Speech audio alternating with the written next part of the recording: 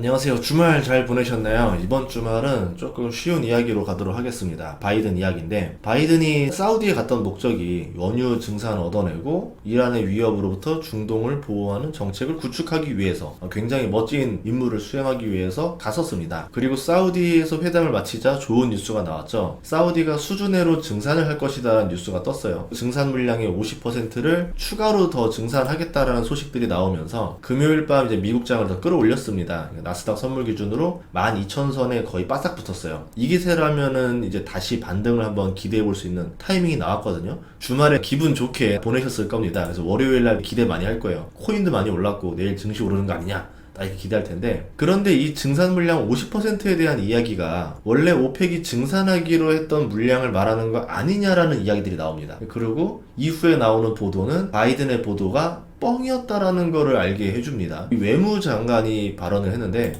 바이든이 떠나자마자 증산은 사우디가 하는 게 아니다, 이건 오펙 플러스가 하는 거다 이러면서 책임 돌리기를 시전해버리죠. 동사무소 간다던가 구청 가면 많이 당하는 거 있잖아요. 우리 부서 아니니까 저기 가세요, 저기서 저기 가세요, 돌리기 하고 있는 겁니다. 사우디가 오펙을 이끄는 실질 리더이면서 이런 말을 한다는 거는 그냥 싫다고 우회적으로 표현을 하는 거겠죠. 사우디 왕세자는 유가가 오르는 것은 물가가 올라서인데 친환경 정책 때문에 물가가 오르고 유가가 오르고 있다라고 바이든의 친환경 정책을 비꼬아서 말해요. 이게 모두가 알고 있지만 지도자급이 말하기에는 굉장히 부담스러운 발언이거든요. 즉, 바이든의 친환경 정책에 반대를 하는 발언이다 라고 볼 수 있고, 미국이 주도하는 친환경 질서를 거부하는 발언이다 라고 볼 수 있습니다. 미국의 패권에 대항하는 발언을 했다. 친환경 때문에 세계 경제를 망쳤는데 왜 사우디가 인플레를 해결해야 되는 키가 되어야 하느냐. 실제로 사우디 아람코는 분기 이익만 지금 300조가 나왔거든요. 엄청난 호황을 누리고 있죠. 여기에다가 러시아산 원유를 싸게 사서 사우디가 내수로 돌리고 절약한 물량을 다시 해외로 수출해가지고 중개무역으로도 돈을 벌고 있습니다. 그러니까 유가를 낮추는 일에 적극적이고 싶지도 않을 거고, 러시아 문제가 해결되는 것도 원하지 않을 수 있습니다.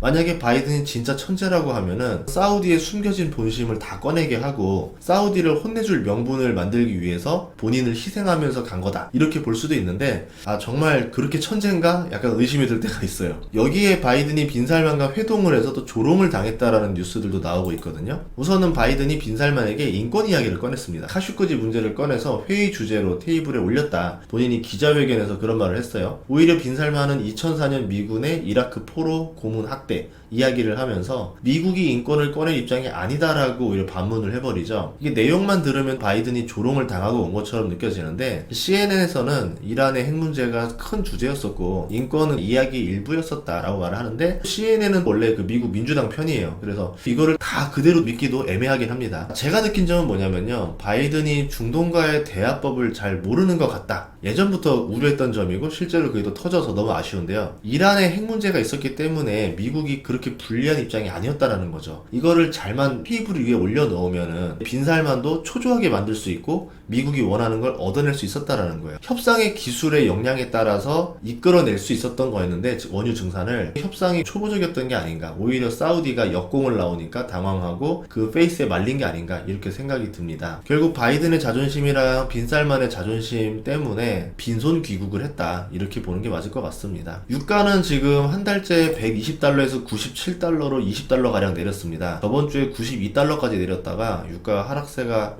이어지다가 잠깐 반등을 해줬거든요. 우선은 유가가 92달러까지 떨어졌던 이유는 공급 증가라기보다는 경기 침체 우려가 컸기 때문이죠. 경기가 꺾여 나가는 게 보였기 때문에 이제 원유의 수요가 줄어들겠구나 이러면서 유가 선물이 하락했고, 그러다가 이제 지표들이 잘 나왔어요. 최근에 경기 지표들이 잘 나와주면서 소비도 살아있는 걸 보여주니까 유가가 다시 97달러까지 올라온 모양새입니다. 이 지표가 계속 잘 나오면 유가는 100달러도 다시 넘어갈 수 있다는 겁니다. 원래는 사우디 증산 기대감도 있어서 유가를 낮추는데 좀 영향을 줬었는데, 결국은 유가를 낮추려면은 공급 증가의 다른 방안을 찾아야 된다는 얘기고, 사우디 증산에 대한 기대감이 사라진 것만큼 유가 상승분으로 다음 주에는 전달이 되지 않을까, 이렇게 보고 있습니다. 사우디가 거절을 했으니까 바이든이 정말 물가를 내릴 의지가 있다 라고 하면은, 사우디가 아니다 하더라도 세 가지 옵션이 있었습니다. 하나는 이란의 핵포기를 이끌어내는 건데요. 오히려 이 방법이 가장 쉬울 수도 있어요. 사우디 입장에서는 가장 불쾌한 보복을 당하게 되는 거죠. 이런 패를 쥐고서 지금 사우디에서 바이든이 모욕을 당했다는 것 자체가 빈살만이 오만하거나 아니면 바이든이 무능하다던가, 그걸 보고 빈살만이 한번 능력을 테스트해봤다던가 이렇게 볼 수 있습니다. 두 번째는 러시아와의 합의인데요. 최근에 합의 움직임이 보였습니다. 전쟁은 계속 지속될 가능성처럼 보이지만 이면에서는 또 합의에 대한 희망도 계속 나오고 있었거든요. 아마도 휴전에 관한 내용들이 될 것 같아요. 임시 휴전을 계속 연장하는 식으로 이 시한부 평화를 얻을 가능성이 높다라고 봅니다. 그러면 이제 EU도 군비를 계속 투자해야 돼요. 이게 미국이 원하는 그림입니다. 만약에 이런 합의가 꽤나 진전 있는 상황이 된다라고 하면은 바이든이 진짜 무서운 사람인 거죠. 일부러 사우디에 가서 본인이 인플레에 난 최대한 노력을 했고 사우디가 나쁜 놈이라는 이미지를 심어줬고 유가를 낮춰도 사우디가 이제 찍소리도 못하게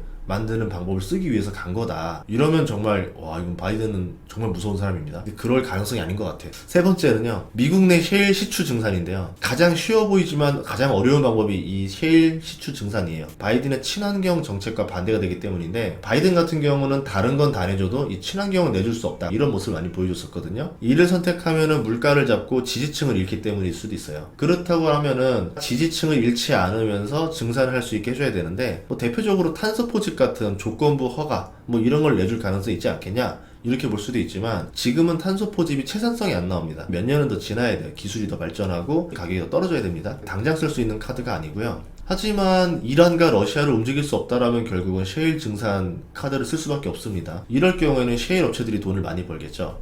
가장 문제는 저는 오히려 다른 거라 봐요. 뭐냐면 이번에 사우디의 반기로 친환경 정책에 큰 훼손을 입었다라는 점이 가장 아팠다라고 보는데 2050년 탄소 중립 의무화가 되고 국가들 기업들이 경제적 피해를 받아가면서도 이를 추진했습니다. 그 이유는 패권국의 강력한 의지가 있었기 때문이죠. 만약에 이를 벗어나면은 경제적으로 외교적으로 왕따를 당할 거라는 두려움이 있어서 강제로 따라간 국가들이 많아요. 이번에 러시아 사태로 미국의 지배력이 떨어진 거를 확인했죠. 그러니까 사우디가 반기를 들었고 친환경에 적극적인 지금 중국이긴 하지만 나중에 중국마저 만약에 반대로 돌아선다 이렇게 되면은 미국의 우방국들만 탄소 중립 정책을 하는 상황이 될 수 있다라는 거예요. 친환경이라는 헤게모니가 깨지게 되는 경우가 나올 수도 있다라는 겁니다. 이럴 경우에 증시에서도 친환경 섹터가 큰 충격을 받을 수가 있겠죠. 우선 다음 주는 물가나 유가보다는 기업들의 이제 어닝 실적에 따라서 증시가 많이 바뀔 것 같은데요. 요 증시 어닝 실적에 관심을 두는 것도 좋겠지만 지금 해결되지 않은 문제들도 변동성이 심한 만큼 여기도 계속 체크해 보시는 한 주가 되시길 바라겠습니다. 이번 한 주도 힘내시길 바랄게요.